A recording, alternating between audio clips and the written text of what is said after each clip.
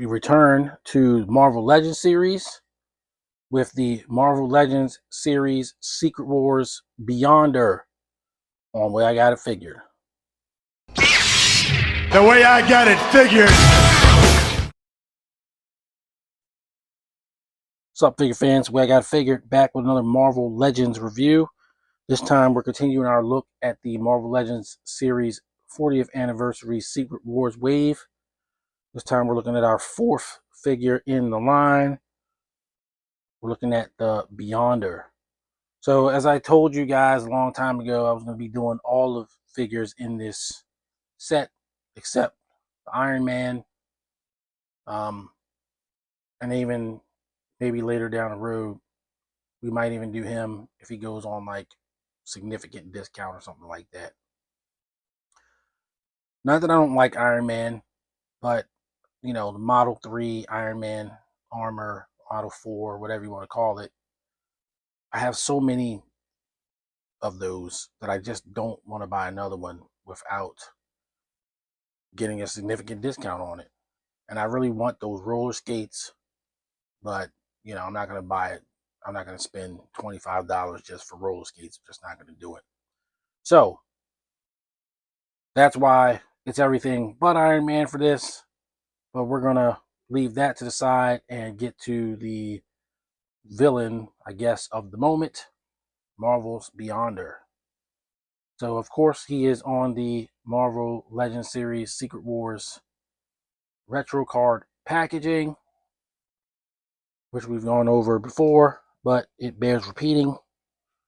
Very nice nostalgic card for those of us who want to leave our figures on the card. Then on the back, you've got your classic cross sell.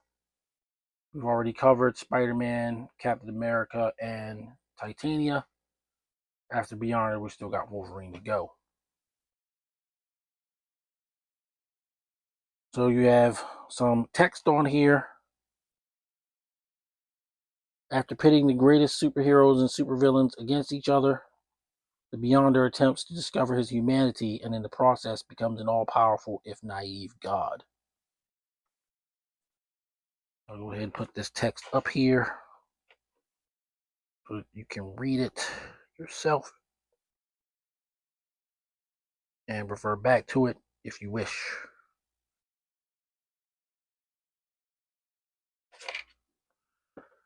But for the time being, we are going to get Beyonder out of the package and check him out. Here is the Beyonder out of the packaging and with his accessories. Doesn't come with a lot, but he does come with, you know, enough for a Marvel Legends figure. We'll talk about it. Of course, he comes first of all with the signature lenticular shield of Secret Wars. So he comes with a villain shield. So you got the Beyonder. Difficult to make it work on camera, but he's got his energy form and then his human form. And it's always been very interesting, that human form that he took, because they never really portray it right. I don't even know that they continued to portray it right in Secret Wars 2. So the Beyonder in Secret Wars did not have a human form. He was just formless energy with a will, and he had the power to, of course, create Battle World by kludging together an entire planet from pieces of many different planets, one of those being Earth, Denver, Colorado. And he set the heroes of Earth and villains of Earth on there and forced them to battle and told them whoever wins will get, you know, their heart's desire or whatever, in his bid to see what was what with humanity, or, you know, corporeal beings, because not everybody on Battle World was human. And he was just trying to essentially experience things at the end of the day. But in Secret Wars 2, he took human form, and the form that he took was the exact form of Steve Rogers, who in his travels, that was the most optimum human form to take. So that's the form that he took. Then, after a conversation with Spider-Man, and I believe Captain America was there as well, about individuality, because he looked just like Steve Rogers, he changed his hair into essentially like a Jerry curl, Michael Jackson kind of deal. So it's like Steve Rogers with a Jerry curl. But in all appearances of the Beyonder, subsequently, he just was like a kind of a white dude with black hair. But he was always meant to be. He didn't change his face, he just changed his hair. He's supposed to be Steve Rogers with like black hair, black curly Michael Jackson-ish type hair. That was sort of the deal. But whatever. They sort of don't make him look like Steve Rogers. That's the form that he took. And here we are.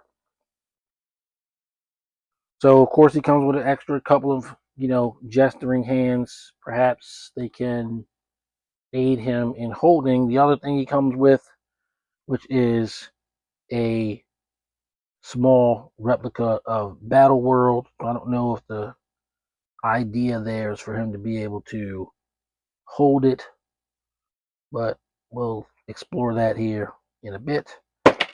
I've heard people say it just looks like a big ball of crap, but it's supposed to be Battle World, even if you don't know what that is or believe it. That's what it was.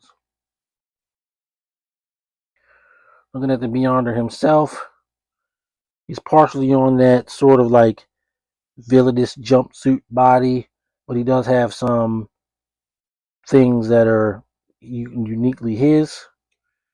And his, sculpt is decent, but he does not look like Steve Rogers. Just doesn't. Um, but it's cool because they didn't even really keep making him look like Steve Rogers in the comic book, really. So there's that. Not a whole lot to talk about there. He's a really powerful character, basically. But we want to give the full.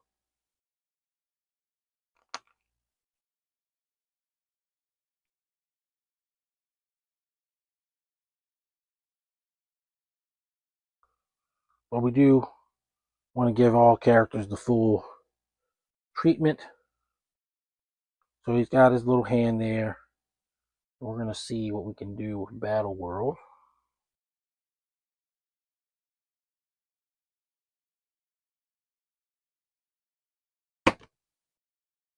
Yeah, that worked about as well as I thought it would.